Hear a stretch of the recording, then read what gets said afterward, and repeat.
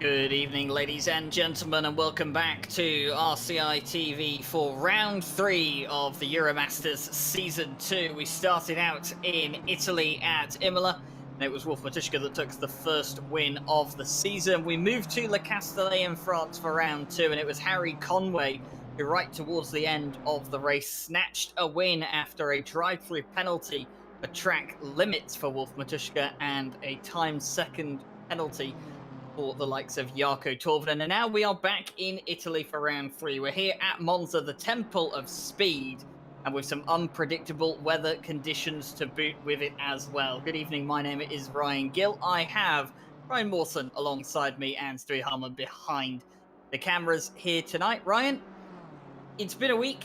It's been an interesting week. It's been a week of developments, and we're here at Monza, one of the best tracks in the world to go racing.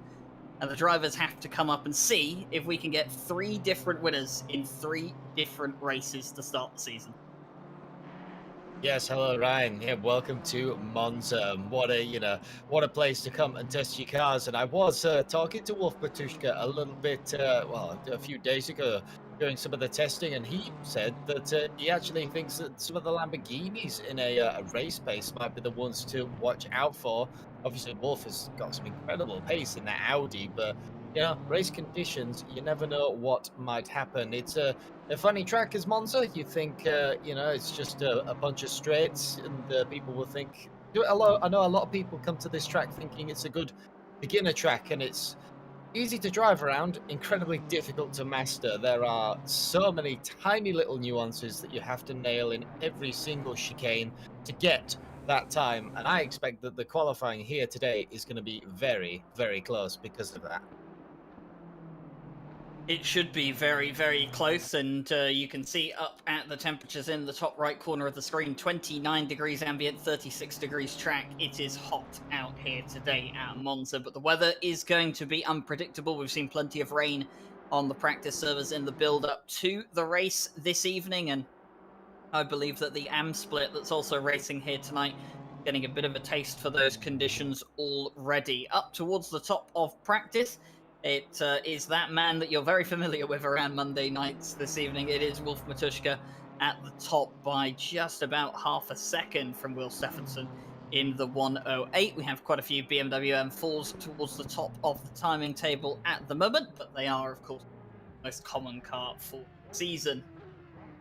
Billy Octane just going through and returning to the pit lane, it looks like, as Andy Boardman is now our focus towards the end of practice. We saw Harry Conway take the win last time out at Paul Ricard, Ryan. Of course, he inherited it for a drive-through for Wolf Matuszka for track limits. He said you've spoken to Wolf, off air. You said you've spoken to Wolf and, kind of got an explanation as to what exactly happened. So for some of the viewers at home, maybe that aren't too sure as to exactly what happened with Wolf Matuszka, give us a quick recap of what exactly went on in the 25 Audi last week.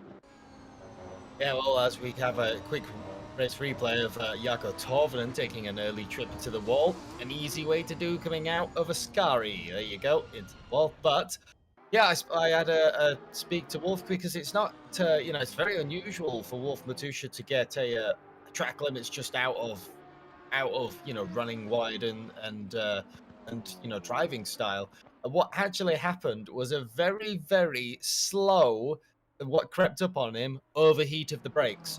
Just started to creep in longer and longer into the stint, and once it passed the peak, then obviously it's a snowball effect. It just gets worse. The front tires got boiled, and then as soon as that happened, no front grip, understeer happened. He lost pace, and then trying to push to regain the pace. It was always going to happen, apparently. So, you've got to you take these things in, you learn from them, you adjust your setup or your driving style, and Wolf will know what to be looking for. You can always learn you can always learn something, even from a race like that didn't necessarily go your way. You now know that, the brakes, they seem to creep up over a long period of time, which will be playing on his mind a little bit, I'm sure, at a 29 ambient, but 36 on that track. Yeah, Wolf Matuszka, who has taken a podium in at least 10 consecutive Monday night races that he has attended. Unfortunately, lost that podium streak last week at Paul Ricard, finishing in 4th place, so off the podium. And Wolf will be eager, I'm sure, to get that streak up and going, and he'll want to take home the full array of points here tonight for the win. But he will have the likes of Harry Conway for company, Jarkko Torvinen. The BMWs are looking pretty quick here at the moment as well. I've just seen that Wolf was asking some of the BMWs if they reached 270 in quali trim on the straights, and Billy Octane saying yes, they reached 271. To be precise. So Wolf Matuszka may be a bit concerned about how quick those BMWs can get in their qualifying trim. And well, qualifying is coming up. And as qualifying does arrive, we get a bit of a change in the weather as well. But if you are new around here and you don't exactly know how qualifying works in the Euro Masters, it will be the GT4 cars go out first for qualifying. They will do their 10-minute slot. And then it will be the 1-minute overlap point where GT4s can finish up their laps that they started within the 10-minute window. And then once we get to the last 10 minutes, is the GT3 cars to the end. And Ryan Mawson, I said we'd have unpredictable weather. This is just like we had in the Imola qualifying, but much, much wetter. Oh, the poor GT4s that have no tyre warmers and no real weight or downforce or anything with them, to get that heat into them. They've got to go out and clear, well, try and at least displace some of the water for the GT3s. As all these people here, I would be going back inside to get a big coat on this weather. But this is really going to mix up the GT4 qualifying. I was having a gander at the timing boards just coming to the end of practice there. And it actually looked like the Mercedes was going to be one of the cars on top. It was the Christopher Verstappen car. And the Mercedes, I do know, can be quite good as a speed car. The gearing is incredibly short. I mean, for example, if you take it to Bathurst, you will be bouncing off the rev limiter as you come into the chase. So for Monza, that would really play into your favor with the acceleration. How that car does in the wet, though, I have not got a clue. That could entirely turn the board of what we were thinking upside down.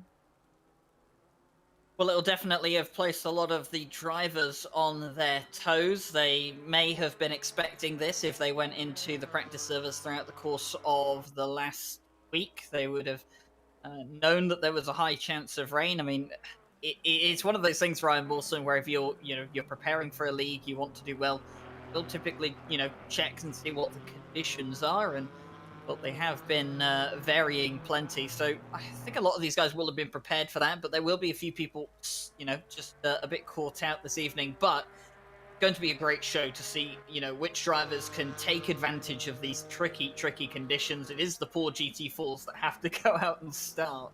And you can see by the weather graphic, it is going to get drier as the qualifying session goes on. That will mean for the GT3s, it's going to be so important for those final couple of laps they'll get around in the qualifying session, because the track will be drying more and more. It could literally come down to the last person to cross the line could have the fastest lap in qualifying. But we're on board with Jiraj Fincher in the Porsche Cayman GT4 at this point. All the way down towards turn 1 he goes. You can just see there as the car just squirms on the brakes and now riding the curbs as much as he can, trying to get as much power out of the car as possible. He's got the TC upped as well, I'm sure, because of the conditions, and just trying to keep that car under control. A bit of twitching going on as well that you can see from the wheel. We get closer and closer, and our broadcaster giving us a little bit of a look at the dashboard on the Porsche Cayman. You can see just hits the braking zone there. They'll have to brake a bit earlier than what they're used to in the dry, of course, because of the lack of grip and, of course, wet conditions not favouring these cars at all. But Ryan Mawson, how tricky is it in a qualifying session, to just go out there on stone cold tyres in the wet and try and get some form of representative lap in the first couple goes? It was incredibly difficult. I mean, obviously, when you knew that that we were going to have the mixed conditions, you would have had to practice it. But it's still when you go out, first car like Svenchek is, there are so many, it can change so much between wet session to wet session, what you practice in. Puddles will form up and, that you can't necessarily practice for. Curbs, exactly like that one, are absolutely slick as Svenchek sideways out of Ascari chicane, trying to get the power down on that. But it is so easy just to run wide in a GT4 as well. These cars already are a little bit more understeer biased, I would say. A lot of the cars, they naturally want to understeer with the limited downforce they've got. Add wet to that, it just compounds your problem, and you can find yourself actually pushing too hard too early and actually making yourself come undone. But first lap across the line will be a 2:06.6. Do we know if that's a good wet time? Well, let's see what happens when it is Calandrino for the 120 crosses the line, and actually he will, a 2:05.5. So we might see maybe a 2:03 might be the best possible time. I don't actually know. Mikael Sundström went second place temporarily, but he's been beaten out by Floris Hassel at the moment. I think the Alpines will be liking these conditions, to be fair. It will play towards a bit of their, the deficit that they have on the straights won't be as great now in the wet. It'll be something that I'm sure they'll be quite happy about. Klaus Nering in the BMW M4 GT4 will not be too happy about the wet because his car thrives on straight line speed. So it'll be interesting to see how he adapts to the situation. But Calandrino with the fastest lap out of the first couple of GT4s to come across the line, 2:05.507 on the board at the moment. We've seen Jordan Daly and Matthew Kingston-Lee return to the pit lane after their first qualifying lap. I'm assuming, Ryan Wilson, they've gone out, they've done one lap, one flying lap, and they've seen their tyre pressures and thought, I need to change those, and I need to do that as fast as possible because I don't have too much time left of the qualifying session for my class. And it's a risky thing to do, isn't it, in the GT4s when you have such a small amount of time to get your qualifying done, to return, midway through your qualifying session and try and start over again? Yeah, sometimes you do just kind of have to take, you have to take that choice, because as much as it is wet, that will obviously cool down the tires a lot. The wet tires are a very soft compound. They are designed to heat up, they're designed to flex on the sidewall and build up some heat. But with the track still at 29, it's not exactly like a cold British day where tires would just get no heat at all. You could easily do 1 to 2 laps and find yourself overheating the tires, even when it's raining with the wets. So I think that's probably what's happened. They've done a lap, got back in, and said, nope, these are far too high. We need to back them off from the balloon temperature, the balloon pressures that we've got at the minute. Calandrino once again slices basically a whole second off of his time. Now it's a 2:04.75. Yeah, very, very good lap time from Calandrino out here into the 2:04s on his second flying lap. This is Bart Matcher, who won out at Paul Ricard in the GT4 class, took pole position as well, and had a fantastic drive in the Audi R8 LOS GT4. Of course, just struggling a bit here at the moment, down in 9th place. What can they do on their second flying lap around? Looking at their lap time at the moment, they're up by about 1.3 seconds. So this could be a very, very big improvement for the likes of Bart Matcher. Could take him up to the front row of the grid. He'll cross the line. He will go onto the front row of the grid. Still about 0.6 of a second away from what Calandrino has managed to pull off in that Porsche Cayman. And I wonder if Calandrino is just one of the few drivers here tonight that had a wet setup ready in case this was going to happen to him. Well, Calandrino, looking at the lap as well, he was very, very committed over a lot of the curbs as Christopher Streppman goes into 5th place. That's the car that I mentioned that was leading in practice, so we'll see what the NSN racing team can do. But Calandrino, he just seemed much more committed over a lot of the curbs. I'm thinking that, he might have a dedicated wet setup, that is soft, it is compliant, and just having that little bit more confidence than some of the drivers. But looking at the timing boards right now, we have an incredible amount of green and drivers, that are up, the conditions are getting better, and the track, even though it might not look it, I think there's just a tiny bit of dryness creeping in, which is helping these cars get faster and faster. As Mikael Sundstrom, this will be a good lap for the Alpine. It is a bit of improvement up to the line, and it is all the way up to second. All the way up to second it may be, but not for long, as Hasselhold's going to push Mikael Sundstrom down to third, and Calandrino just still going quicker and quicker and quicker. 2:03s now for the 120 portion. Hasselhold returning to the pit lane. That will be their qualifying done. Klaus Nering throws himself up into third as well, so the BMW M4 GT4 finally getting a good lap down on the board. We look here at Matthew Kingston Lee, who is at the back of the pack in GT4 in the Porsche Cayman. At the moment, what can the 555 do? There are still a couple of cars out there that do not have lap times. Martin Ulrich and Eric Engman specifically do not have lap times on the board yet. They're going to have to get something across the line very, very soon. And Matthew Kingston Lee, a good improvement up to 6th place, 1.5 seconds off the pole position space right now, as Christopher Verstappen is coming around, and we'll have to see, up by 1.8 seconds here, Ryan Mawson. This could be a very, very big lap. This could be a provisional pole lap from the likes of Christopher Verstappen. Will come across the line, and it is provisional pole by 27 thousandths of a second, but Calandrino's not done yet. Christopher Verstappen pulling off, as probably thought that is as good as he could possibly go, as the timer will tick down, and there will, I think, only be the 198 might sneak across the line, and no, actually they're pulling into the pits. So these cars that are left out on the track right now, these will be finishing up the laps, and that will be the final places. As 23 Klaus Nering coming through Ascari, got the little Alpine in front, and what a size difference this is on the broadcast cameras.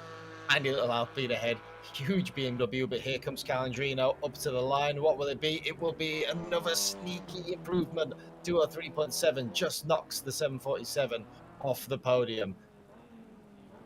Yep, just does enough. Mikael Sundstrom improves. He will be 5th place as it stands at the moment, but we're waiting for the last few drivers to come across the line now. Here is Jesper Sesenfors, the Swedish driver, down in 12th at the moment. Crossing the line is Klaus Nering, will throw himself up into 4th place.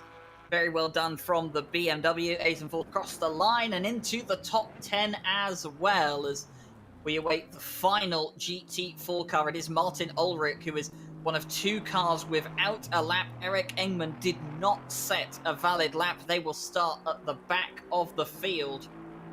Martin Ulrich, though, will come up towards the line. They will get a lap on the board at the end of the session, and there we go, and they find themselves all the way up on the 2nd row of GT4 as well. A brilliant lap from Martin Ulrich right at the end when they needed it the most, but it will be Calandrino on pole by just over 1/10 of a second, and that final lap that they did, Ryan, turned out to be a crucial. And that shows how difficult the conditions were. It was just, on the edge of, invalid laps. As you can see a couple of BMWs in the background struggling with the conditions. This is on the outlap, mind you, as well. And yeah, just right at the end. So I'm going to say that the Mercedes, I thought and worried that it might be affected adversely by the weather. Doesn't look like, as here we go for the first lap of the go for the GT3s. A familiar sight once again. First man out is the pink performance, number 25, fourth Matushka. And the conditions do not look much better. I know that if I was driving this Audi, I would not be, trying to take any liberties lap 1, but we'll see what Wolf can do. I know you've got a bit of experience with the Audi at Monza in the rain from the World Tour last season. Well, Wolf Matuszka will be hoping that he can avoid the fate that unfortunately fell to your car on that day, and had a bit of an issue with the first chicane. I noticed just struggled to get the car planted, safely on the throttle. That will have lost him a bit of time, and that is time that will cost him on this first banker lap. Again, just using the wheel a bit, as you can see, coming out of the second chicane. His Audi is definitely not happy in these conditions, and the Audi isn't the greatest car for wet conditions. There are definitely better choices out there. We'll have to see how the BMW M4 handles in these conditions. But one thing that is clear to us, Ryan Wilson, is that Wolf Matuszka, he's having to use all of his skill possible to just keep this car pointed in the right direction from some of these corners. I mean, it is the Audi. It is a mid-engine car on a wet Monza. The car can do great things. We've seen that in practice, but the rain will not be helping. You can see all these minute adjustments that you've got to do. You have to drive this car under your right foot. It's very, very susceptible to the weight changes. As like you said, I found out driving this car here in the World Tour. I can confirm that. But I think there are just still a few standing puddles as Wolf Matuszka goes wide, manages to keep it in the track limits just about, but that will not be the lap that Wolf wanted for the first flyer. We know at least now where all the time for him will be to improve. The first one across the line will be at 1:06 as Nico Kumpu just slots in behind. Seems like a lot of other drivers struggling as well. Wolf Matuszka's scruffy lap, if we could call it, not being beaten out by many drivers at all, but one driver that has beaten him on the first time by, not by much though, is the other race winner this season, Harry Conway in the Lamborghini. Now the Lamborghini, similar to the Audi, it's not fantastic in the wet, but it has had a lot of improvements in its wet weather driving over the last few months, and it is definitely a much more approachable car in the wet now. I haven't really driven the Audi in the wet, Ryan Wilson. I would probably take the Lamborghini at this point in the wet over the Audi. I'm not sure if you would share that sentiment, but you know, it does seem at the moment like a lot of drivers struggling out there with the conditions at this point in time, because Wolf Matuszka's lap only beaten by one person so far.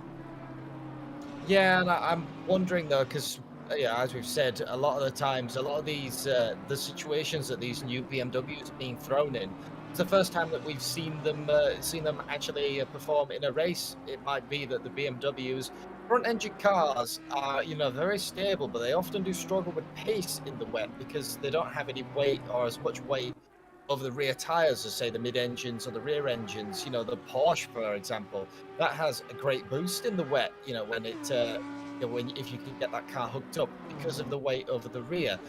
So yeah, I'm just thinking that the BMWs might be struggling a little bit with, you know, with lack of traction, lack of acceleration coming out the corners.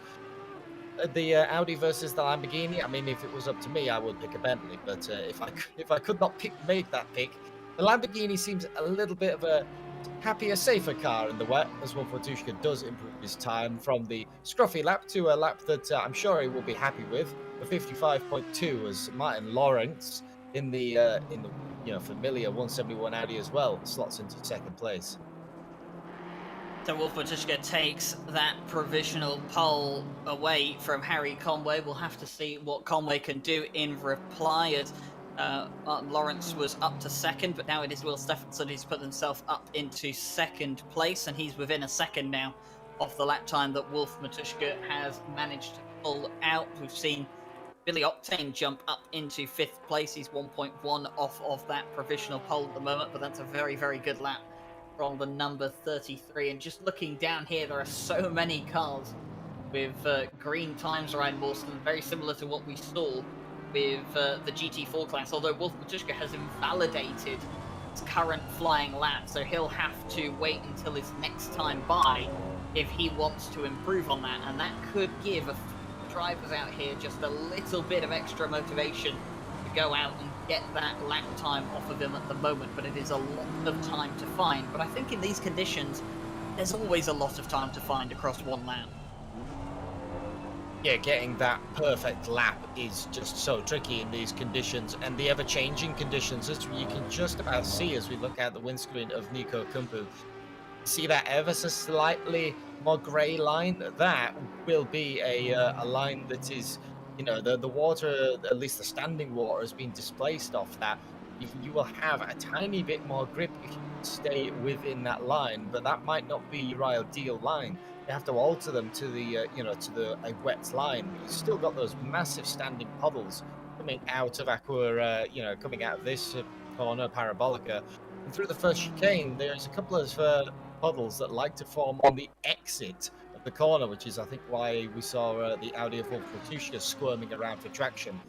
You know, it's just not dry enough there yet to run the car fully over there.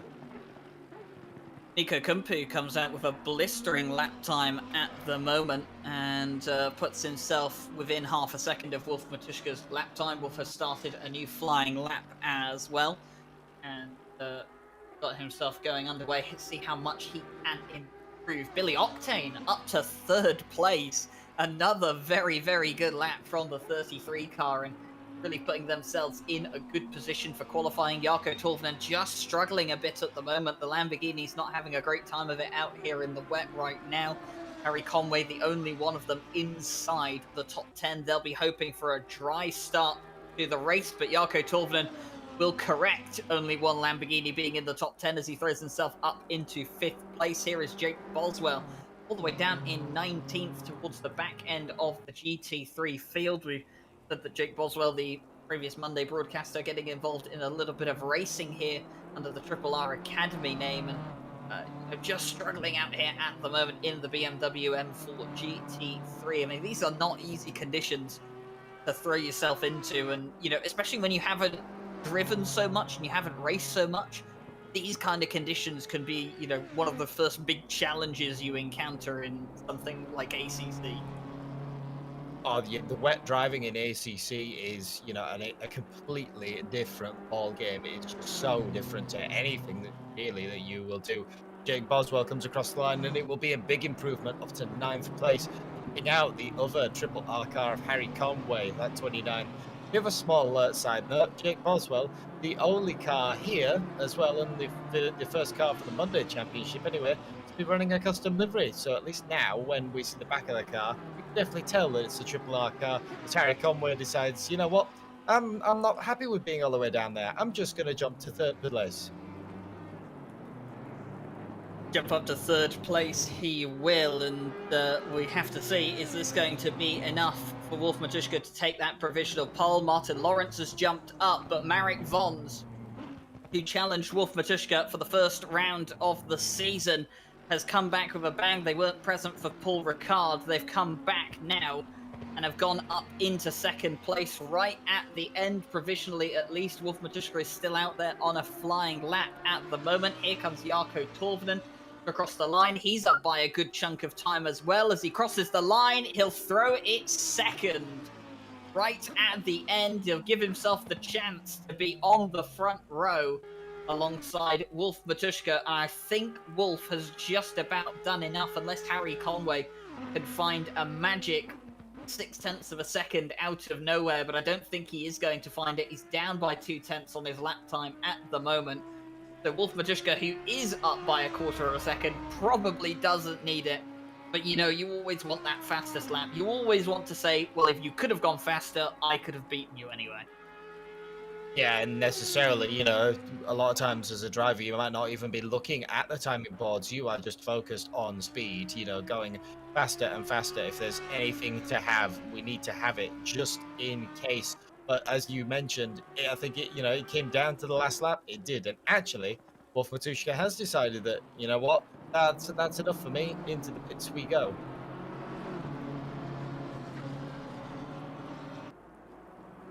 Well, just have the GT3s finishing up their lap times at the moment. Andres Sarka crosses the line and gets himself up to 11th, just within a second of provisional pole. And that will be the end of qualifying. And it is Wolf Matushka who takes pole position in the 3rd round of the season. He will maintain that run of pole positions that he has had so far this season. He'll have Jarkko Torvinen alongside him on the front row for the 2nd time this season, and Marek Vons and Nico Kumpu in behind him as well. Martin Lawrence and Harry Conway will field out on the 3rd row of the grid, with Billy Octane, Will Stephenson, Gegely Gaspar, and John Eraser filling out the top 10 in qualifying. In GT4, though, it was Calandrino in style that took that pole position, and Christopher Verstappen will be alongside him on the front row. Ulrich and Hastervold on the 2nd row for GT4, with Klaus Nering and Bart Matcher on the 3rd row. Gail Sundstrom, Peter Henneberg, Matthew Kingstonley, and Azenfalls still out top 10 in GT4.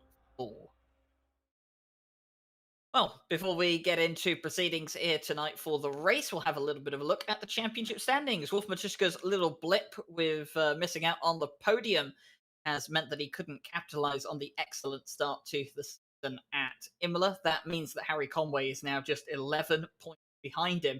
And just a couple of extra points behind is Jarkko Torvinen. So the Lamborghinis stalking down the Audi at this moment in time. Benjamin Schumann in the Triple Two has 84 points. He's in fourth place, with John Racer are in fifth place with 78 points. Jake Boswell and Billy Octane for Triple R find themselves right next to each other in the standings with 74 and 68 points respectively. Andy Boardman in the 69 car, 61 points, with Marek Vons and Thibaut Roskam filling out top. Further down, we have Rudy Philmolter, the South African, tied on points with Ethan Scott. That's BMW versus Mercedes, with Nico Kuizma and Sabaseries on 40 and 30 points apiece. It's tied for 15th place at the moment, with Carlos Calatiet, Martin Lawrence, and William Stephenson all finding themselves on 31 points. Nico Kumpu and Richard Whittle have 27 and 26 points, and just a point behind the likes of them is Gegely Gaspar in 20th. Rounding out the GT3 field, it is Andrus Sarka and Daniel Cermak as the point scorers. Emilio Garcia, no points on the board yet, and Martin Petizan and Jaume Maz unfortunately signed out for the season. They will no longer be taking part.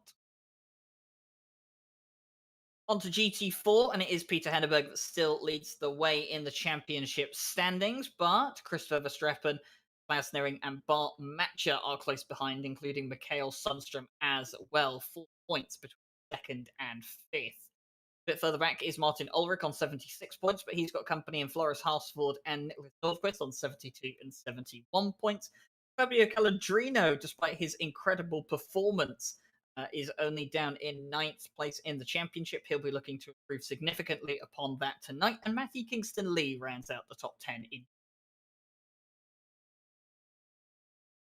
Vic Osland with 54 points, just ahead of Jesper Azenfalls with 50, and then tied on 44 points apiece is Jiraj Fincher and Jordan Daly. Eric Engman has no points to his name so far this season, and then Cole Trickle, Phil Roberts, and Atabak Ertan not present, signed out. So, with about a minute and 30 seconds before the start of the third round for the Euromasters Season 2 here at Monza, we've seen some chaotic weather, but it's going to start in the dry for the first half an hour of the race. And Ryan Mawson, time for that all-important question. Who will take home the points tonight, GT3? Well, now that the weather has shifted back, we've got a lovely, dry-looking start to the race, at least for the first 30 minutes for the forecast that we have. You have now really got to be looking at that peak performance once again. Wolf Matuszka in the dry. That Audi was absolutely flying. He was a bit worried that potentially in the wet or at a race pace that the Lamborghinis might be a problem. He's got, Torvinen, a familiar sight alongside him. Otherwise, it shall be just the BMWs with the other Lamborghini back in the second row. That's the 29 of Harry Conway, as we're seeing on the right. For me, it's still got to be Wolf, really. In the dry, that Audi is absolutely rapid, and Wolf will know exactly what to do here, even starting on a fast track.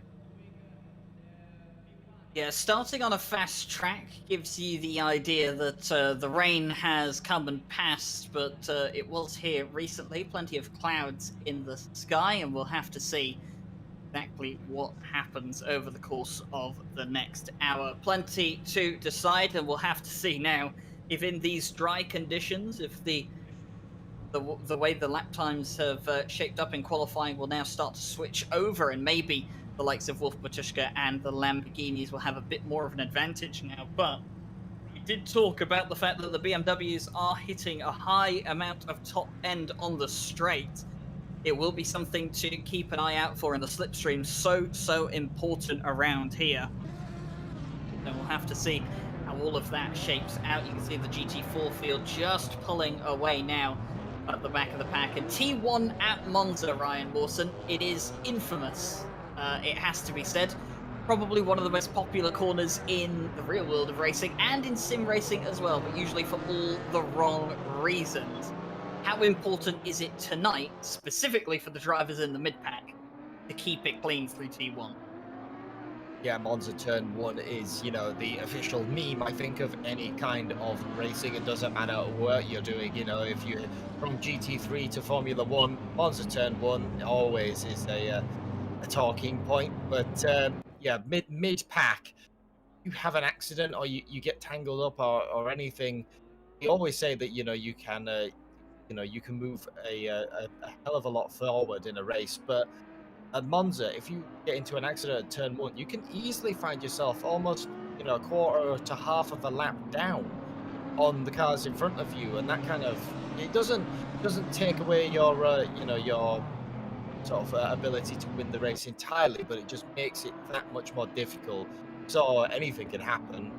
Look at last week to Paul Ricard, but yeah, for the GT3s, a clean start is going to be critical. Wolf needs to defend, you know, into that turn 1. He can't let anyone alongside him that's going to necessarily compromise his exit, because he knows that he needs to break that slipstream as soon as possible and just get away from anyone who's trying to hang on to his coattails. The GT4 class, you know, they're going to have to watch out for the accordion effect. All the GT3s are going to slam into turn 1. You're still going to be racing someone in your own class in the GT4, but you can be very easily overtaken while all that is happening. So for them, they've probably got the most work to do. And looking back at that, we didn't mention who we think was going to be the GT4 winner. Well, once again, that's now entirely flipped it on its head again. I'm going to be keeping a good eye on those Mercedeses of Verstappen. Yeah, it will be interesting to see. And to your point about Wolf Matuszka having to, you know, defend, I mean, he has probably got one of the drivers and one of the cars next to him on the grid that you really wouldn't want to have next to you at Monza. I mean, this place is called the Temple of Speed. The Lamborghini is very, very good on the straights. And Jarkko Torvinen is a very committed driver when it comes to overtaking moves. So he won't be afraid you know, of a T1 send down towards the first corner, and Wolf Matuszka will know that as well. So it's going to be interesting to see how they all get away for the start of the race. But here we go then. We start to line up 2 by 2. We have 35 cars in the field here tonight. 20 GT3s, 15 GT4s, but we can only have one winner in each class. And we've had 2 different winners in both classes for the first 2 races of the season. Can we make it 3 in 3 for both classes here tonight? We'll have to find out. As here we go then. We prepare for the start. Wolf Matuszka on pole alongside Jarkko Torvinen. You've got the likes of Marek Vonza, Nico Kumbu in behind in the BMW GT3s. And then just a bit further back, you've got Martin Lawrence and Harry Conway on the same row of the grid. It could be chaos down at turn 1 here tonight. We'll hope for a clean start. So will the live stewards, and we hope you at home will as well. Brawl towards the line we go, and the light is out. The green flag is waving, and they are go for the 3rd round of the season. It looks like a good start from both of the drivers on the front of the grid. Jarkko Torvinen's car trying to get an edge here on the outside line coming into turn 1, and he's going to brake so late into turn 1 as well. This will give him the inside line for the chicane, and Jarkko Torvinen takes the lead through turn 2. And there's a bit of a pile-up in the mid-pack. We mentioned this might happen as all the GT4s are trying to shuffle through. Cars stopped sideways. Everyone's just trying to get where they're going. But yeah, the big news, the front of the grid, Jarkko Torvinen, exactly what you thought might happen. A heavy send into turn 1 as late as he dared on those brakes. Takes the lead from Wolf Matuszka, as everyone now for the second chicane managing to just about sort themselves out. We can see some of the GT4s, they're still scuffling for position now in the GT3s that have been mixed up with them. live stewarding team today will have a bit of their work cut out for them right from the start, but up towards the front of the field. Jarkko Torvinen leads the way from Wolf Matuszka, and now Marek Vons is closing in on the back of Wolf Matuszka. Wolf Matuszka said just a moment ago before the race started that he could only reach 269 kph on the straights. That means the BMW M4 GT3s are managing an extra couple kilometers an hour on the straights over his Audi. With the slipstream, that could be amplified even more. But the one thing Wolf has to avoid now is dropping off the back of Jarkko Torvinen, because if he's concerned that those BMWs are quicker in a straight line than he is, the last thing he needs is the toe broken in front of him, and then he's punching a hole in the air for the BMWs behind, especially Marek Vons, who pushed him so close at round 1 of Imola for the first win of the season. Well, Marek Vons as well, right now, having the best, the best of the slipstream. He's got the double toe. Wolf Matuszka with the toe off Torvinen, who will be punching the air. And Vons is getting the toe off Matuszka. As actually, Jarkko Torvinen has got deep on the brakes. That is too much as he caps Vons. The BMW, the 777 spins around. The 703 and the 777 kept back going again. But there you go, Wolf Matuszka given back the lead of the race with a bit of a gap to spare.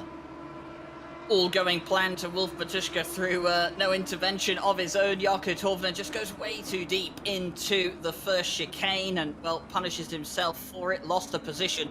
And the likes of Marek Vons lost a place out in all of that as well. It looks like Martin Lawrence has jumped up into second place. Meanwhile, a bit further back, Billy Octane is involved in some shenanigans with Kekeli Gaspar and the like as well. And is that Will Stephenson and Billy Octane getting caught together? I think it is.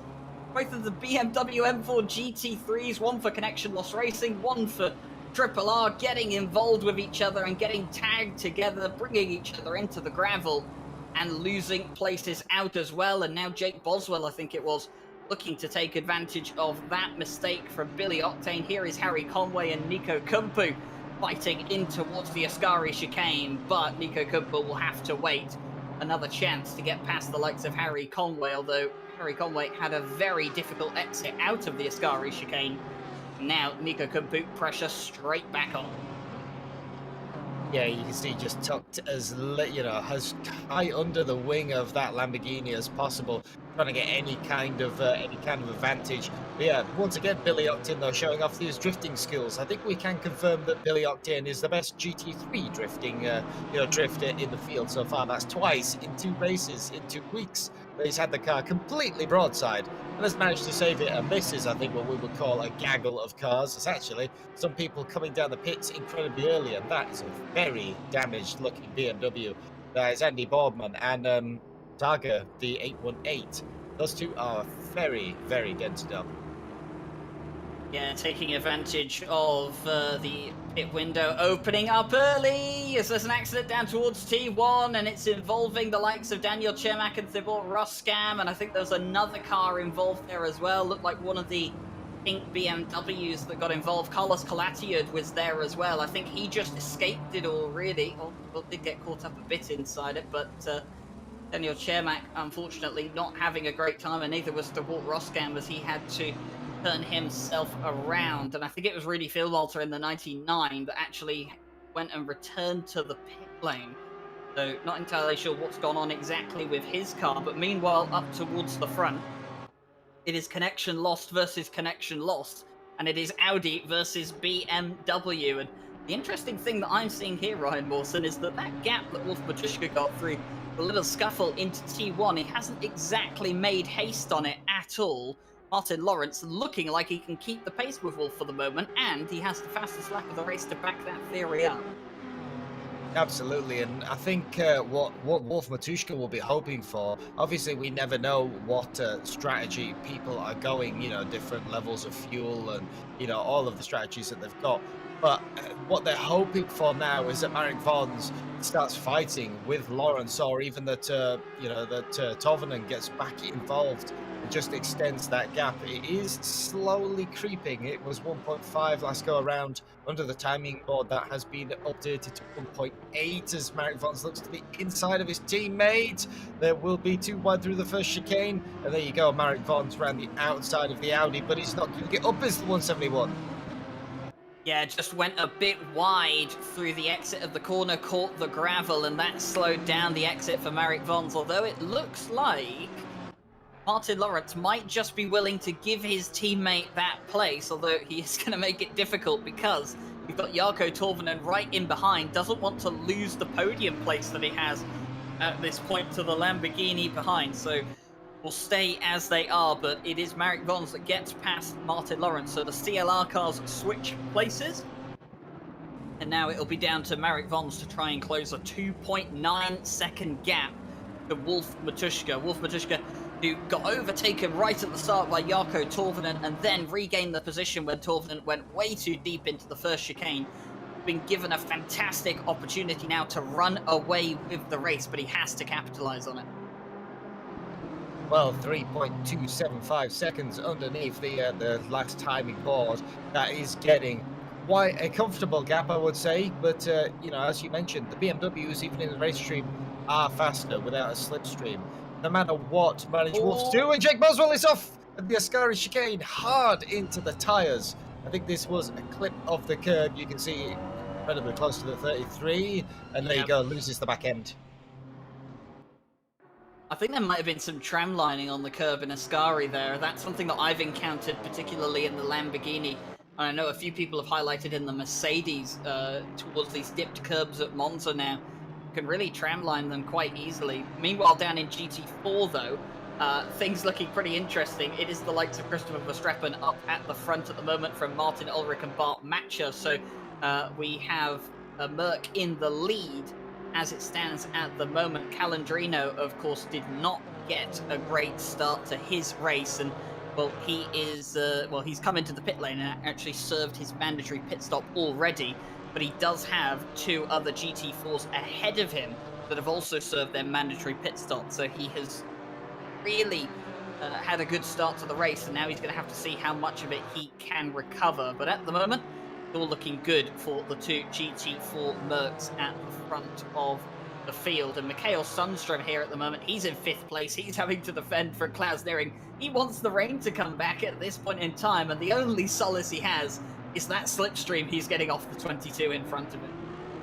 And also the fact that the 23 is carrying damage. You can see that there's quite a lot of front end damage to that car, and the 23 is actually involved in the turn 1 scuffle. That is why we had a lot of cars sort of spread around. It was the 23 BMW. So that combined with, you know, that little Alpine just managing to tuck under the wing of Harsford in front, that is just about keeping the BMW behind. It must be a terrifying sight though for Sundström when you're in that tiny little Alpine.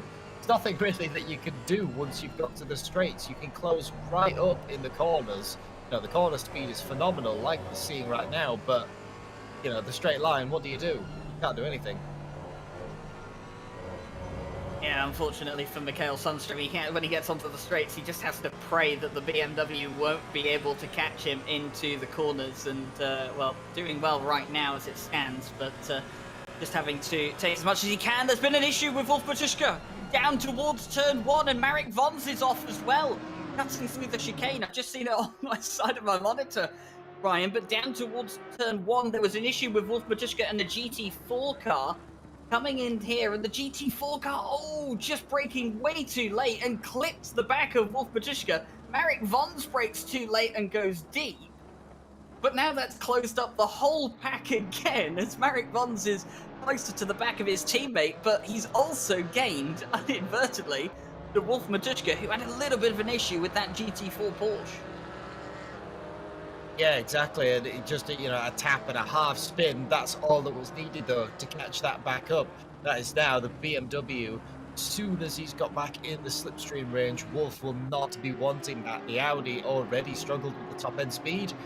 You know, you're just giving the advantage back to the BMW. And what has the damage done to that Audi? Side impact damage will have disrupted the aero on that car a little bit. Perhaps affected the balance of that car. We'll have to see what happens as Harry Conway goes up the inside of one of the Bosch GT4s into Ascari. Definitely a scary place where you need to overtake anyone here.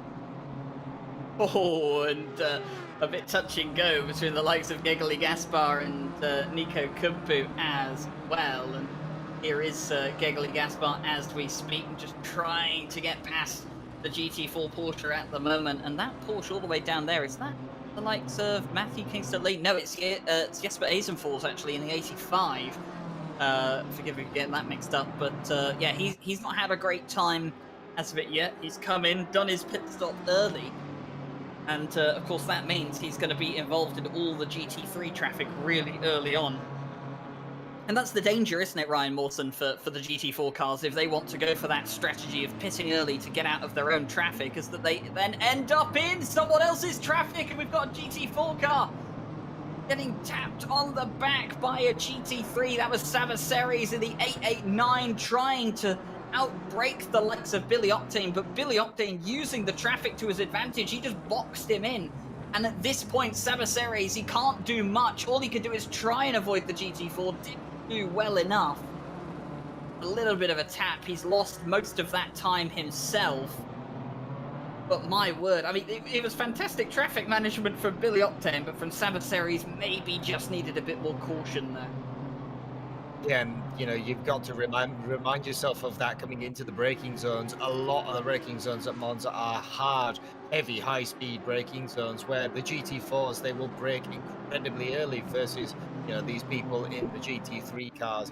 Have to remember that sometimes by the time if you have realized that you're closing up on someone too fast, it is already far too late to do anything about it, as we saw, you know, Ceres there just going off Billy Octane and managing to keep on the track. But yeah, it is you know, the toss of the coin in multi-class racing. Do you pit early? Do you get out of all the battles that's currently happening in your class and just run the lap times? That sounds all well and good, but yeah, the GT3s come by, you could easily lose so much more time than if you're in a big pack of GT4s, because you can, you know, you're all together.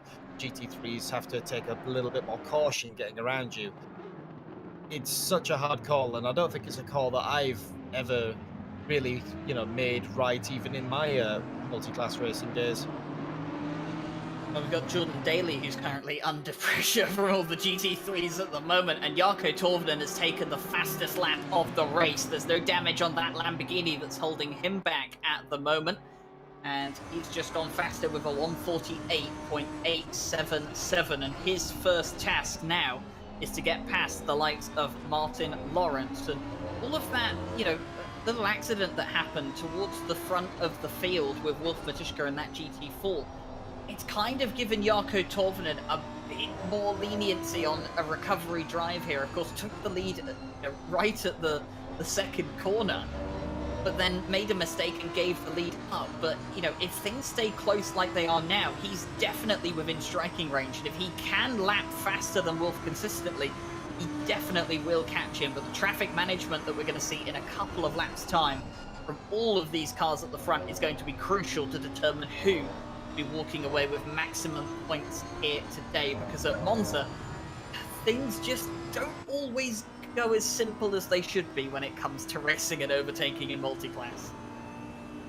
No, there is not actually a lot of time when you add it up, you know, between Torvinen and the lead again, you know, that he lost. What I will say, though, is that for Torvinen, we're seeing that he is incredible on those brakes. He is very, very determined, and, you know, late on them, as actually Martin Lawrence is having to go defensive. Here comes the Lamborghini of Torvinen. It's going to move to the right-hand side, the left-hand side even. We're looking backwards off the wing there.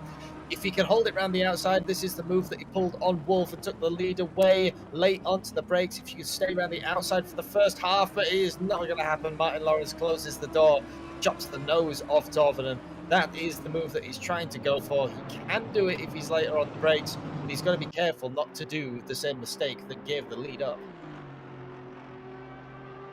Yeah, don't make the same mistake twice, as they say. Here is Klaus Nering, who we saw earlier how he got past Mikael Sonnenström with very little effort, it had to be said, on the straights with the power of that BMW M4 GT4.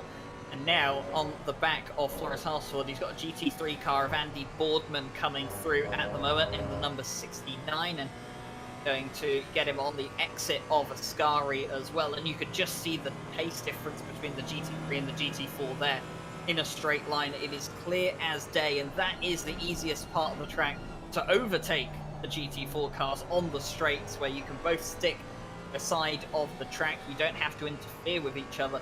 It's when you get to the tighter corners that it becomes oh so more complicated. And speaking of things getting a bit complicated, they did get a bit complicated for Marek Vons, as he had closed into just about a second to Wolf Matuszka, but then some GT4 traffic got in the way, and now it's opened up to 1.5 seconds again. So just sitting outside of that slipstream range that he would need to keep reeling in the Audi at the moment, as I believe that's Jake Boswell finding his way past the likes of Peter Hedderberg in the GT4 class, and yes, he does find his way through at that point, and now he'll go chase down the likes of Thibault. Yeah, so now we're starting to get into the thick of the GT3, GT4 traffic. You can see on the track map, the 25 has the triangle icon. That is the leader, and only just up ahead, you know, 1 or 2 corners is that huge pack of GT4s. Those are all the cars that have not pitted, that have been spread out. Those are the people on the alternate strategies trying to make the most of some clean air. Could work for them, but then you have a heavier car, could not work for them in the end. So we'll see how that plays out for these guys. And this is Andy Boardman. He's managed to get past one of the GT4 Mercedes. Is kind of interesting to see sometimes. Some of the fast GT4 cars are not actually that much slower than a GT3 car. Sometimes in terms of acceleration, it's always kind of interesting to see that you can stick with a GT3 car out of the corners, and then it gets to the top end and they pull away again. Well, I know at a certain Mount Panorama, the M4 GT4 can sort of keep pace with the likes of the Porsche when it comes to straight line speed. That is something I have seen before. But yeah, through the corners, the GT4s can, you know, they can keep up the same speed sometimes through the corners, but it is on the straights when they do start to lose out, and particularly coming out of the corners as well, is where they struggle. Jarkko Torvinen not struggling for pace at the moment, but struggling to get past the likes of Martin Lawrence, who has put up a good defense. And Martin Lawrence will be defending hard, not just to save his own podium, but because his teammate is up in second place and trying to fight for the win in the race. So he's got 2 reasons here to defend this 3rd place. Just, you know, the first because he wants a podium, but the second because his teammate's just a bit up the road.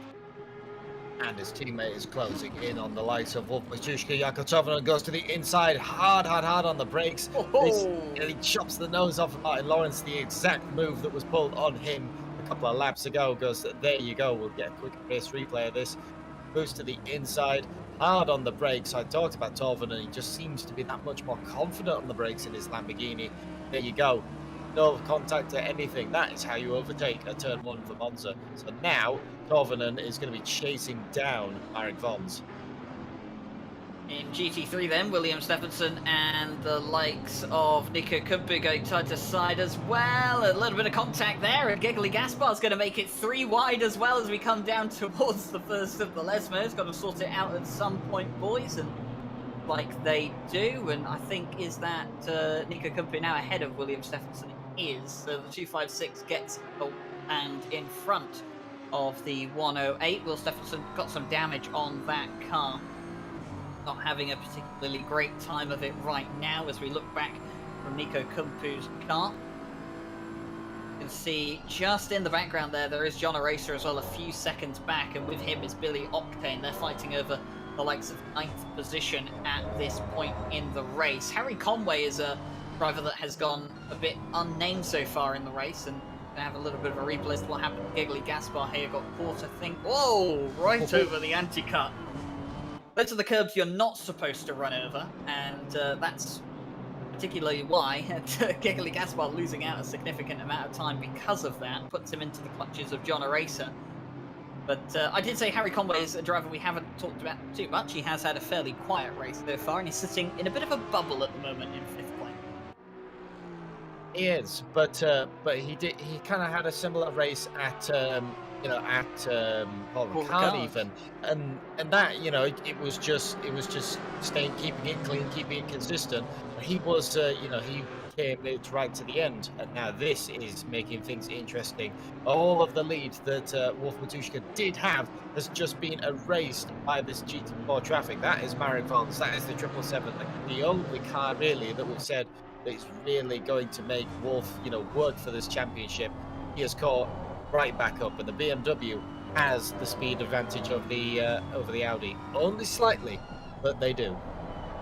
But everything counts, doesn't it? And especially when you're in the slipstream as well, it counts even more because that little benefit that you have is amplified. And whenever you amplify it, it means the chance of an overtake is increased. So we'll have to see how Marek Vons can stick with the likes of Wolf Matushka right now as more GT4 traffic emerges. And now it's Bart Matcher in a CLR car that Wolf Matushka has to get past. But fortunately for him, it is on the straights, and here we're going to see Marek Vons just picking up a bit of a toe from his GT4 teammate, and Bart Matcher is not going to stand in his way at all as they come down towards the Parabolica for the next lap around, and we'll have to see how much the likes of Jarkko Torvinen can gain on this as well. And whoa, Martin Lawrence gets tagged, and was he tagged by the GT4 or was he tagged by Jarkko Torvinen? I'm not entirely sure if that was clear on the race replay. We'll get another perspective here from the helicam. This should show the story. Which one was he tagged? He was tagged by the GT4. Just slightly moved over, trying to get out of the, he thought that Torvinen was going to move over on him, moves over, and there was still the tiniest amount of overlap there. Spins himself out, does the Audi. That will not, I'm pretty sure he'll be not best pleased with himself for that, or best pleased with the GT4, depends on how you're looking at it. The 171 continuing on, managing to get it back, pointing the right direction, and all the way down in ninth now, but if he's he will gain some places back, knowing Martin Lawrence, and also he'll gain some places because look what we start to have on the right side on the left side of the screen. Well, the live stewards have been busy, and if you thought that they weren't doing anything about what happened in the first couple of laps of the race, well, allow me to have a little bit of a run through everything that they've just covered over the last 20-odd minutes. Incident on lap 2, turn 3, involving the 777 and the 703. 5-second penalty for Jarkko Torvinen for causing avoidable contact on an unsafe rejoin. We saw that when he ran really, really deep into the corner and lost the lead to Wolf Matushka, rejoined and hit the likes of Marek Vons, half spinning the car and putting some damage on the side of the 777. Incident on lap 2, turn 3, involving the 703 with an unknown car that's been marked as NFA. 2, 5, 6, and 29, lap 2, turn 3, racing incident. Lap 2, turn 6 with the 33 and the 108 is a racing incident. Lap 2, turn 6 with the 256 and the 29, also a racing incident. The 108 and the 33 incident on lap 2, turn 6 is also a racing incident. Lap 2, turn 6 involving 33, 699, 108 is a stop-and-go penalty for the 699. The 699 brakes late and hits the 33. 33 and 108 get taken out respectively. Incident on lap 3, turn 2 involving the 96 and the 13. Drive-through penalty for the 13 by taking out the 96. Incident on lap 3, turn 1 involving the 99 and the 34. Drive-through penalty for the 94 by a takeout on 99. Position not returned. And then lap 5, turn 7 involving the 29 and the 120. Racing incident. And I don't actually think that they're fully done yet. We had a mention from... That's what happened to the 99. Yes, that's what happened to Rudy Philmonter, and that's why Rudy Philmonter was back in the pit lane. I saw earlier on. So, Rudy Philmonter, he's come back out though, credit to him. Still has to do his mandatory pit stop. That tells me he probably returned to grid and got towed, so still has to do that mandatory pit stop, but he's going to stick it out by the looks of it.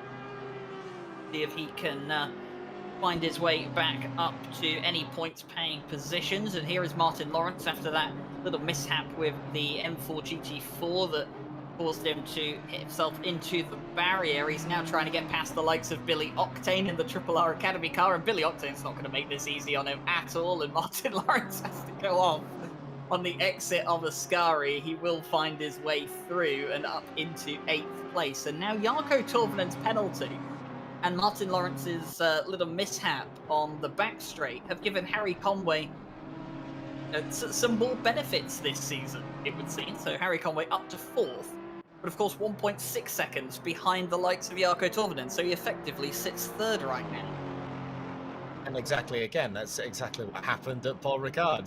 This is, one of the great advantages of just keeping it clean and consistent. And those are the type of drivers you have to look out for. As John Daly's going to try and go around the inside of Mikael Sundstrom in the little Alpine. It will not happen there. The Alpine does have the corner speed, but now you get to the straight line. Mercedes with that short ratio gearbox, and look at the size difference. You can see, clear as day how big it is. There you go, coming into the braking zone. Will the Alpine outbrake him? Yes, he will. Cuts back across the nose, and that, this is what you have to do as an Alpine driver. You have to maximize, your bad tracks just by using everything your car's got. He has nothing in a straight line. There's nothing you can do about this Mercedes. Just got to try and desperately hold them off, but I think this might be a bridge too far for the little Alpine and Mikael Sundstrom. Might be a bridge too far for Mikael Sundstrom as Jordan Daly gets past and is up another place. The mandatory pit stops for those cars done and dusted, and Jordan Daly will work his way up the road, as is Peter Henneberg back behind the likes of Mikael Sundstrom. So he had got past before we saw, so lost out in pit stops, and this battle has not stopped just yet, although the gap has increased slightly between Marek Vons and Wolf Matuscher. It's just over a second now between the two of them, so some of the GT4 traffic definitely playing a part in that, but Marek Vons has not given up yet. He's going to keep chasing this one down, and he's going to try right up until the last lap, and the pit stops could be crucial here as well, Ryan Wilson. Both of these guys still have to do their mandatory pit stops, and things can go wrong in the pit lane very, very fast. Very, very easily. A lot of drivers have not been, falling short of the pit boards, and we've seen drive-through penalties for speeding in pit lane. I think we've seen stop-and-go 30s for speeding in pit lane, which, an extreme speed into the pit lane, and you can just say, for example, Marek Vons is 1.4 seconds behind Wolf. You have to get shuffled in the pit stop. If you don't stop in your box perfectly, that is easily, 1 to 2 seconds just lost, which you took, the whole half an hour. You took half of the race to gain that. And what has happened to Martin Lawrence? Sideways out of a scary chicane, clips the gravel. That continues the car around. That car was already sliding. I have a feeling that might have been, once again, an anti-cut curb that have launched the car. The new curbs after the update, they take no prisoners. They definitely don't take any prisoners. You've got two different problems now, it seems. The likes of the curbs just having much greater effect on the cars, but then you've also got the likes of some of the curbs have just changed in their feeling completely. I mentioned the dip curbs earlier, that if you touch them in some of the cars like the Lamborghini and the Mercedes, they just feel like an absolute death trap with the tram lining that you get from them now. And you can definitely feel the curves a lot more, can't you, Ryan Wilson? Some of those, we call them the more serrated curbs or the harsh curbs. When you ride over them now, you can really feel them scrape across the floor of the car, and the oscillations that you'll get, particularly in a direct drive wheel, with those forces when the tires go across them, it's a very, very different feeling. Oh yeah, I mean, for example, the Bentley is very, very prone to it as well, but on the rear end. So what you always used to do is, you used to extend the track as much as possible, and sometimes that meant, like at Spa, for example, running along the curbs coming into Le Con. You cannot do that now, and I know what you mean about direct drive. I have a Fanatec DD2, and yeah, can very much confirm that you can feel that through your fingers, and if it wants to go, it will just happily take that wheel out of your hand and go, nope, your car is going this way now. At least for some of the GT4 drivers, they have a lot more conforming suspension. In the battle on green at the moment, we were watching the battle between the likes of Martin Lawrence and Andy Boardman. They're in fact just behind these two right here, the two BMW M4 GT4s battling on track of Klaus Nearing and Peter Henneberg. So these two following each other, and both of them have incredible straight line speed here at Monza, so this is going to be an interesting battle, but it is the likes of Klaus Nearing who has the slipstream at the moment, and here comes Jordan Daly looking to find a way past the likes of Floris Harsford in the 22. Floris Harsford's found himself as the gatekeeper for quite a few different cars here today. He was defending from Mikael Sundstrom earlier, then Peter Henneberg, now Jordan Daly, and is doing a bad job up there at the moment, and in a very, very good points-paying position in GT. Yeah, still trying to keep all of the points that he possibly can, as we have a bit of a replay from turn 1. What's happened here? A gaggle of BMWs and one of the GT4s taking the curb hard and tapping it in. And actually, he's going to wait for the driver to give the place back. So respectful driving from that. Realise that, yep, I made a mistake there. Have the position back. The stewards will still look at that, but I believe you actually get it slightly reduced if you can give the place back. Yeah, giving the position back is the stewards look at that and they see that obviously in a way that they are more lenient to giving the at the lower the penalty. Everything has just been slapped with a stop and go 30. That won't be for that particular incident we just saw. That will be for this, which happened all the way on lap 1, oof, right into the side of a couple of BMW M4 GT3s, and that, Brian Mawson, was the catalyst to a lot of the accidents that happened at that first corner on the very first lap. If Klaus Nearing maybe doesn't go off track onto the grass and into a GT3, we maybe get a much cleaner start through the likes of turn 1 at least. It does aid in the situation when there is not an average GT4 in your door. I can confirm this as a driver. It puts the brakes on your day a little bit. Coming into the corner doesn't help with the mid-corner speed. But yes, the BMW of 23 shall have to go and serve that stop go 30. I believe he only has a few laps to do so. And here comes Jordan Daly. Finally got the move done. Used the speed of the Mercedes, and that 198 is now around Harsford. Now, I think Mercedes will just have the pace to start pulling away. So it's actually now, it's looking like a Mercedes 234 with Bart Matcher. Still yet to pit, though, who is leading the GT4s in that 404 Audi. A little bit of a look at the replay here as I believe that's Thibaut Roskam. Oh, just kind of parked on the apex for a moment, and Wolf Majushka wouldn't be too pleased about that one. Oh, and Marek Vons wouldn't be too pleased about that one either. As you can see, this is coming out of the corner now with the 96. Look how much he closes in. Oh, I'm not sure if Marek Vons lifted or braked there at all. But if he didn't, he had incredible confidence that he was not going to run into the back of Thibaut Roskam. Well, he's either very calm and collected or very nervous behind the wheel of that race car now. But I think there was just about another room for another coat of paint there between those cars. It was incredibly close as Mikael Sundstrom sideways out of a Ascari chicane, pushing the Alpine to the limits. And I think now, with how hard that car's having to run the handling, I think the tyres on that GT4 might be getting just a little bit worn out. Yeah, definitely looking like they are getting a bit worn out. You see Jake Boswell trying to find his way through at the moment. Jake Boswell, because of the incidents he was involved in earlier on of his own doing, where he clipped the curb at Ascari and found himself into the wall. He's actually getting past these GT4s full position overall. Not position in class, of course, but full position overall on track. And well, he will be happy to know that he is ahead of them, but still working his way up back through the pack. And that kind of shows just how tough Jake Boswell's day has been today. So, and only 25 minutes left of the race, and he's still behind some of the GT4s on track.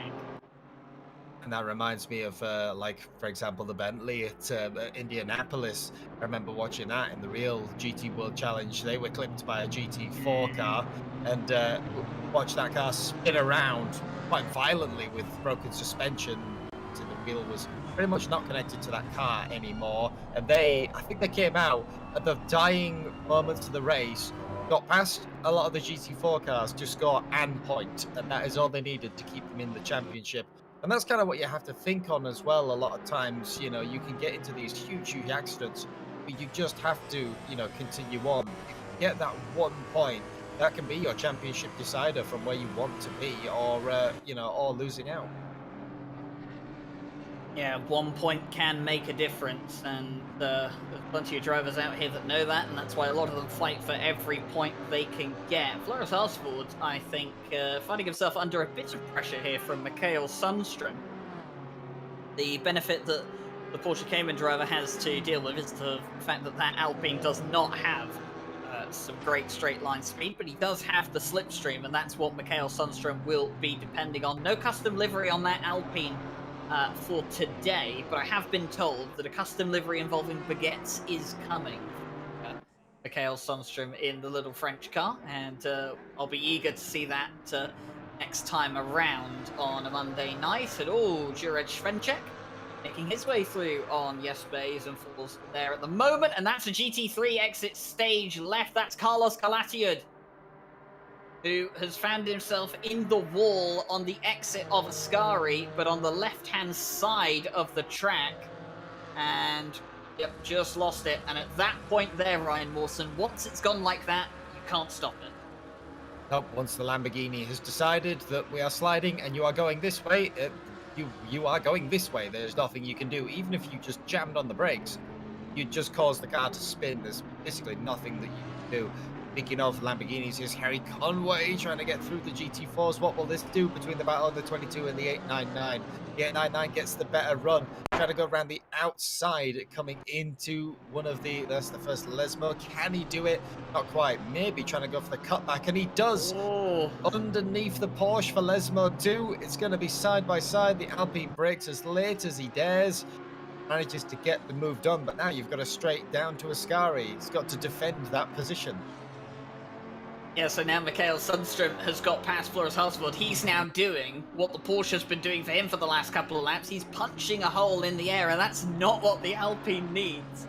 Does not need to give any of the cars behind it any more straight line speed. And, well, Mikael Sundström makes the overtake, and we'll thank Harry Conway as well for putting a bit of pressure on the likes of Floris Arsford through that corner as the BMWs go flying past in the GT3 class. It's BMW versus BMW for fifth place, sorry. It's Will Stephenson and Nico Kumpu actually going toe-to-toe through Parabolica. And now looking back, we'll get to see here, Ryan Mawson, how much the slipstream helps the likes of Floris Arsford behind. See, at this point, not looking too bad, but this is where the Alpine starts to reach the end of its straight line speed capabilities, and now you can just see the Porsche creeping closer and closer and closer. We get to the braking zone, and not too much changing there. The Alpine can brake a bit later than the rest of the cars, but you saw there just how the Porsche started to creep ever a bit closer towards the end of the straight, and that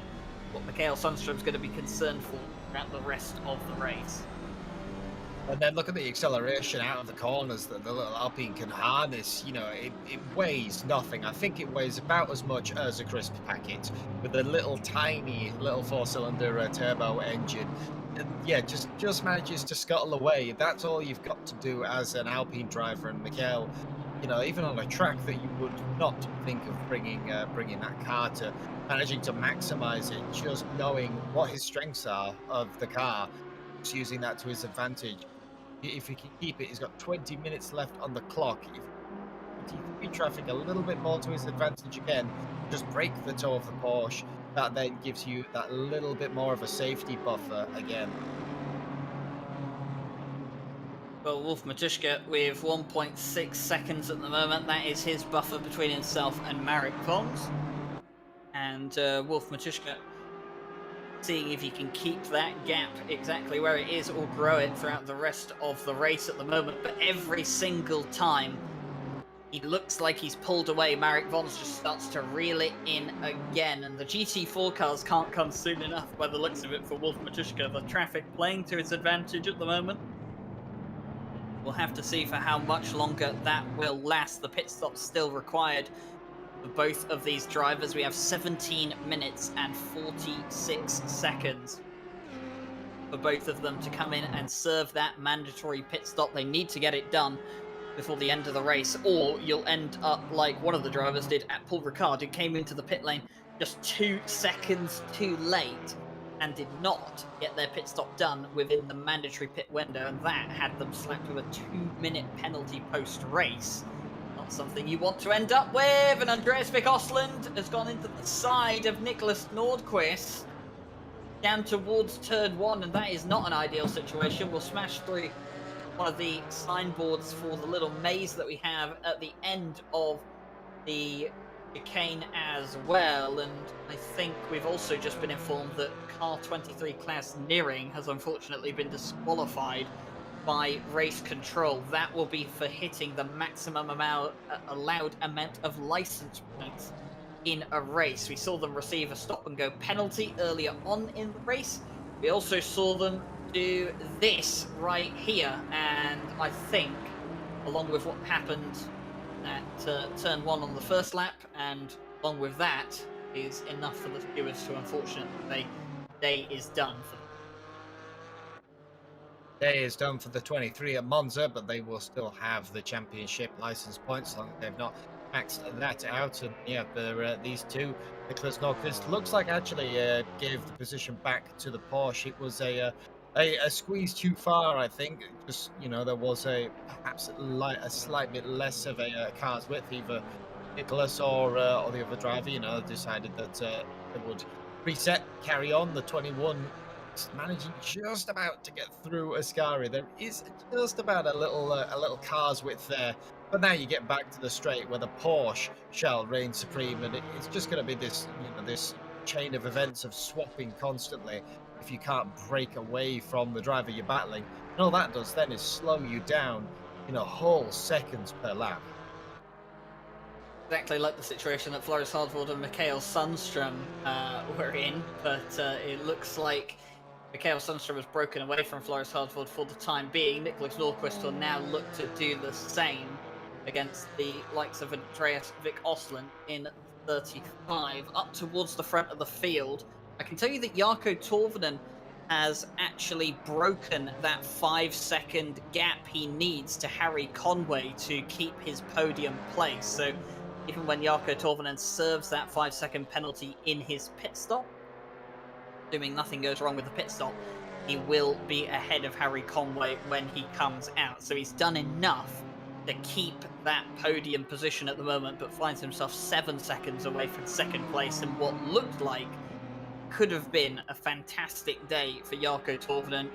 Took the lead right at the start, tried to go for the win. Unfortunately, not looking to be the case. But like we saw with Harry Conway at Paul Ricard, it's never over till it's over, Ryan Mawson. And, well, a win can just appear out of nowhere as we see the likes of Martin Lawrence and Andy Boardman getting very physical down at it. And it also could have been another great day for this man, for Martin Lawrence. You know, that Audi was looking incredible pace, hanging right onto the back of Vons and actually taking, you know, that second place for quite a while. But, you know, a few incidents and a half spin has put him all the way back here, having to fight with Boardman, who's very, very late on the brakes each time comes into the corner. But then that just lets the Audi get away.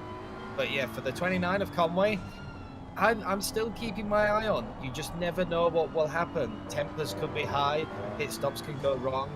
You know, another penalty if anything happens. You still got that GT4 traffic to contend with. I think perhaps one more time for a lot of the GT3 cars that are that by them. And just anything can happen, really. Anything can happen, and Harry Conway, sitting in 4th place, will be thinking exactly that. And I'm sure that the likes of Wolf Matuszka, who was on the unfortunate receiving end of the bad luck last time out at Paul Ricard, will also be very well aware of that. Well, and here is Jake Boswell, who has finally cleared all of the GT4 cars on the same lap as himself, so now he can start to work his way down towards Carlos Calasiad, although I think he is a lap down on the number 30 at this point. But Jake Boswell still going around, still, you know, trying to get to the end to pick up those points, because towards the end of the season, we said 1 point can make a difference.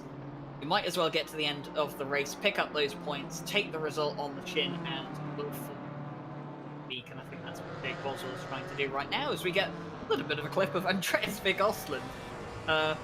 Monster amount of curb taken through the exit of the second chicane.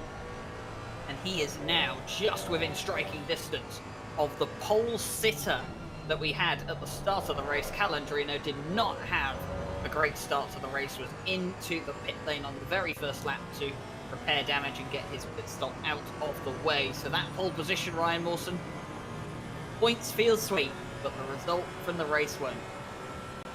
Yeah, and the the slight advantage that that car was given in the qualifying being wet, it would have helped the Porsche a little bit more, but just in the dry.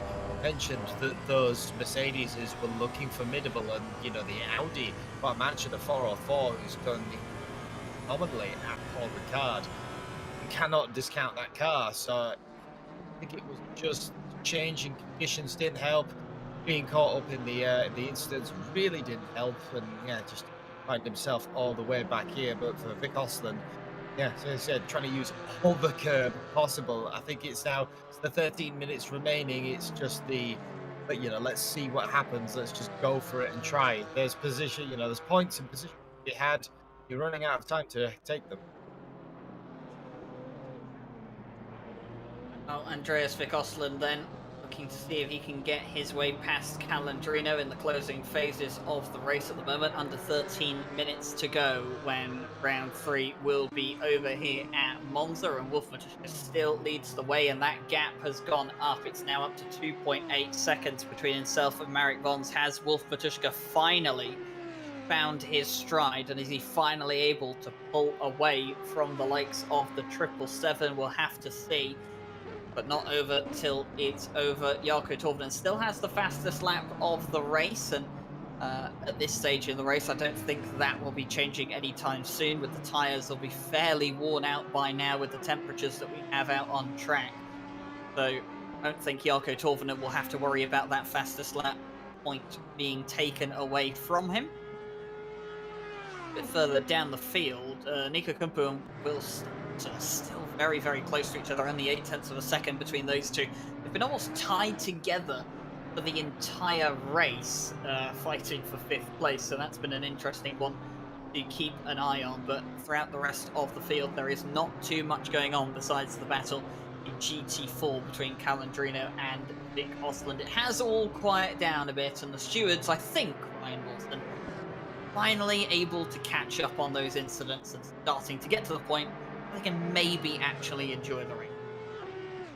Yeah, I think they've finally managed to, put the pencils down and actually look out the window and what's going on. You can see penalties left to serve for some of the drivers. If they have already come in and done their mandatory pit, it will be added onto their end of race timer. That's how they will serve them, as we see this leader, Wolf Matuszka, running by some more of the GT4 traffic. And this is the battle that you mentioned. Nico Kumpu and Will Stevenson, both black BMWs, makes it a little bit harder to tell them apart from these two drivers, but just matched machinery battles, this makes it even more harder. You don't have any kind of advantage in any point, from your fellow driver. It's setups and a slight bit of toe, but if you're not more confident on the brakes, then what can you do? As we see, William Stevenson just manages to eke out in the braking zone. You're then back in the exact same position. Neither of these cars can corner faster than one another. Yep, the exact same position, and that is the problem you have when both of the cars are identical. It's only setup changes between the two, and here comes Nico Kumpu. You can see the straight line speed difference. Will Stephenson's going to defend on the inside line, but look at the late braking from Nico Kumpu. They're going to run each other right up towards the curb, and Nico Kumpu, it's going to be a bit physical, but he's going to find his way through. At the inside line, was well alongside, was right up against the curb. And these two have really, really put on a show for everyone here today in the crowd that's been watching around, but don't really think it's done quite yet. And both of them still need to do their mandatory pit stop, so this could get even spicier still. Yeah, it's getting a bit touchy between the BMWs, some paint rubbing, but you know, some of the adjusted rules we allow people to kind of do this to get a little bit touchy-feely, but you know, the stewards will look at it. If you were too harsh, then you shall be slapped with the penalty, and nothing escapes them. It looks like Nico Kumpu actually, with the straight line speed, is managing to pull away from Stevenson. I think that car is actually carrying damage on the front of it. If you look at the grille of the BMW, hard not to, considering how massive it is. I'd say that the second place car looks more damaged. Definitely does. Oh, as Ooh. Nico Kumpu saves it coming out of Ascari, the BMW M4 GT3. Absolutely loose coming out of Ascari, and that's given Will Stephenson all the motivation he needs to get right up to the back of Nico Kumpu, and now see if he can use the slipstream to do exactly what Nico Kumpu did to him on the lap before. Here we go then, down towards turn one. Will he be able to take advantage of that slipstream? He is gaining slightly, but not enough. I think Nico Kumpu probably running a lower wing setup at this moment, but he's touched the grass and he's gone over and he's on to the inside part of the chicane. He's gone off and onto the gravel on the exit. And Nico Kumpu just tagged the grass. You see it there in the replay. Goes for a spin over the top of the anti-cut curb. And William Stephenson says, thank you very much. I will take that place back. And I'm wondering as well if that car, if with the battling that they've had for so long, if it was just the tyres were starting to really give up. You know, that coming out of Ascari, that was incredibly loose and well saved. That is a moment as a driver where in time seems to just stop and you think, oh God, it's all over, and you're somehow pointing in the correct direction when you come out of it. But yeah, just a slight mistake, a touch of the grass, and that is all you need to bring your race crashing down. 7 minutes to go. That is just devastating for your race. Definitely is devastating, and well, a bit of a battle heating up right now. Nicholas Norquist has got a 15-second time penalty, but that's not going to stop him battling the likes of Calandrino and Vic Osland here. Three-way battle. We've got an Alpine and two Porsches here at the moment, and there is the straight line speed difference with the slipstream displayed in the Alpine and the Porsche. Calandrino looks like he's going to have the move done unless Nicholas Norquist can pull off an incredible move on the outside. Don't think he will. And now Vic Osland's going to try and follow him through. There's Andy Boardman and Wolf Matuszka, the leader of the race as well. He'll be seeing all of this up in front and thinking, oh dear boys, not right now. This is not what I need to see in front of me. No, I think this is what we would call a situation, and not necessarily a situation you want. I mean, where do you go here? Wolf's going to go up the inside. There was just enough room for an Audi there. He's looked in the mirror, seen Marek Von's still there, still that blue and red Connection Lost Racing BMW, and decided, I can't wait for this. I cannot wait for you lot to sort yourselves out. I need to go. As one of the BMW GT cars also does the same thing, says, you know, I can't wait for this move to come. I need to get going. Wolf Matuszka took a gamble right there because he could not afford to waste any time, and that gamble paid off. It could have all gone horribly wrong, though, with all the drivers involved making sure that it didn't go horribly wrong, and well done to everyone there to keep everything under control.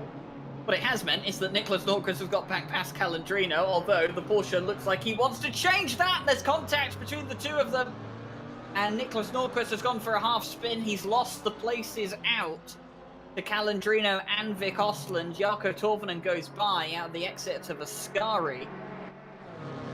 But it definitely looks like there was contact between the 21 and the 120. He might have hit the curb, but I'm not convinced he did. We'll see here from the helicam coming into Ascari. Yep, just a bit of contact between the two of them, and that was enough to unsettle the likes of Nicholas Norquist's car.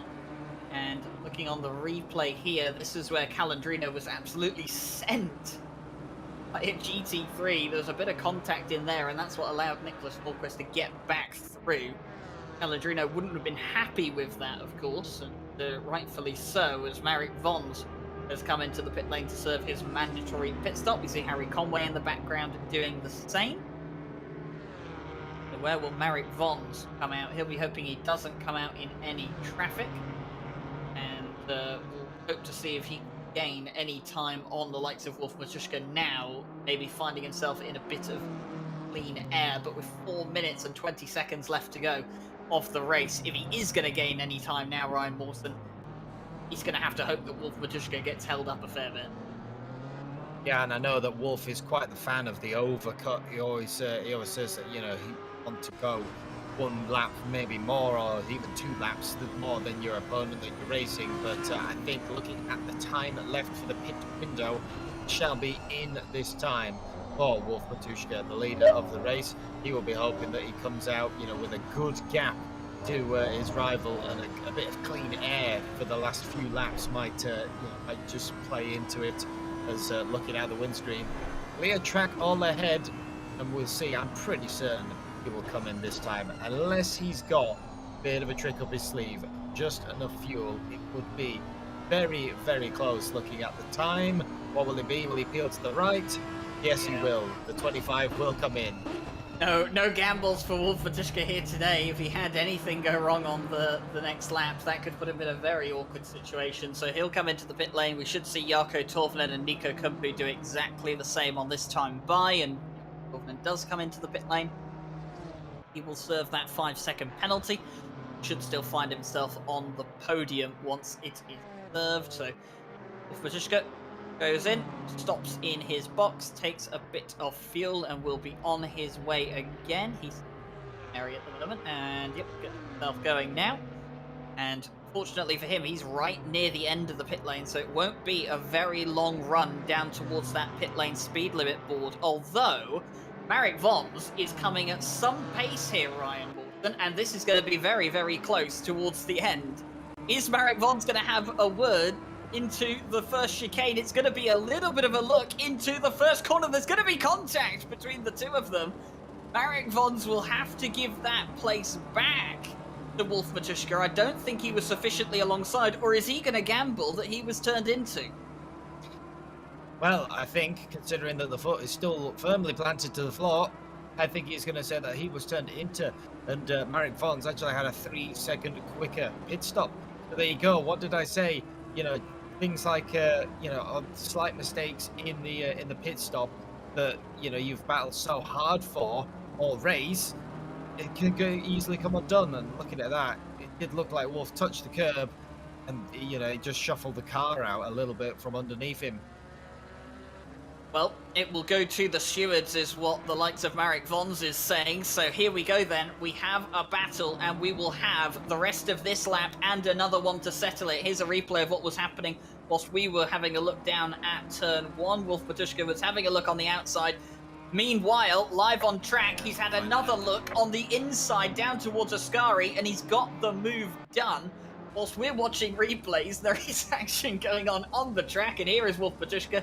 Takes it just ahead of the likes of Marek Vons, and definitely seems to still have the pace ahead of him. But now, as we're on the back straight and coming onto the main straight, will Marek Vons have one more effort down into turn 1? And if he can get the place away from Wolf Matuszka, can he hold it for the rest of the lap?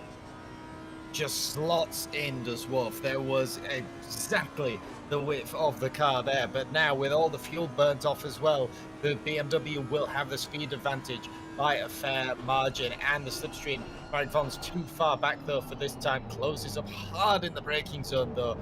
You've got to maximize any kind of braking zones, and just trying to get that a little bit back so that you can have the slipstream once again.